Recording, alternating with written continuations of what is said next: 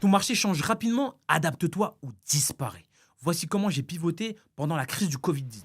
Si vous n'évoluez pas, vous disparaissez. C'est pour moi l'une des stratégies les plus importantes quand on veut se développer. Si on prend mon propre exemple, lors du Covid-19, les salles de sport étaient fermées et mes ventes de compléments alimentaires ont totalement chuté. Mais j'ai rapidement réagi en identifiant un nouveau besoin. Les gens voulaient s'équiper pour faire du sport à la maison. J'ai donc investi massivement dans la communication et les équipements sportifs, en utilisant ma base de données pour proposer ces produits à ma clientèle. Cela m'a permis non seulement de compenser la baisse de vente des compléments alimentaires, mais aussi de renforcer la fidélité de mes clients. Ce pivot a consolidé mes revenus alors que beaucoup d'entreprises dans mon secteur ont été durement touchées. Mes clients pouvaient donc continuer à s'entraîner chez eux grâce aux équipements que je leur ai vendus et donc continuer à consommer des compléments alimentaires. Je vais vous donner un contre-exemple, celui de Kodak. Cette entreprise était à la pointe de la photographie numérique, car c'est eux qui ont inventé l'appareil photo numérique. Pourtant, ils n'ont pas su adapter leur modèle d'affaires et sont restés trop attachés à leur activité traditionnelle qui a été celui des pellicules photo. Pendant ce temps,